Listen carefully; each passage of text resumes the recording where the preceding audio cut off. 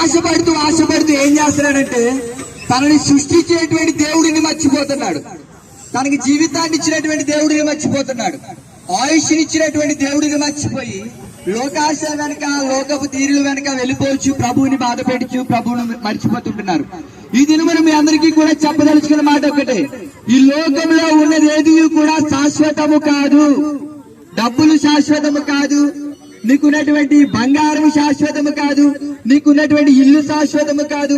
నువ్వు అనుకుంటున్నావు నా కుటుంబీకులు ఉన్నారు, నాకు పెద్ద బలగము నాతో పాటు ఉంది, నువ్వు అంటే మా అన్నలు నాతో పాటు వస్తారు, నేను కళ్ళెర చేస్తే నాకు ఉన్నటువంటి సైన్యం అంతా వస్తారని అనుకొనిచ్చినావేమో. ఒకనొక దినమున మనము మరణించిన తరువాత మనతో పాటు వచ్చేది ఏదీ లేదు. కేవలం భూలోకంలో నీవు చేసినటువంటి మంచి కార్యములు తప్ప. నువ్వు యేసుక్రీస్తు ప్రభు వారి కొరకు జీవించండి. ఆయన మార్గము, ఆయన సత్యము. ఆయన నీ నుంచి డబ్బు ఫలానా ఇవ్వమని కోరుకోవడం లేదు. నీ హృదయమును మాత్రమే ఆయన అడుగుచూ ఉన్నారు.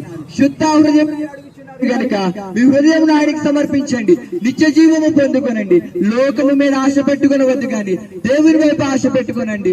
ఆయన తన సొంత కుమారుడిని భూలోకములకు పంపించి నిన్ను, నన్ను, మనలను రక్షించడానికి భూలోకానికి వచ్చాడు. ఆయన నమ్ముకుందాము, నిత్య జీవము పొందుకుందాము. ఈ మాటలు విన్నా మిమ్మల్ని అందరినీ కూడా ప్రభువు దీవించి ఆశీర్వదించును గాక. ఆమేన్. ఒకవేళ మీరు ఈ మాట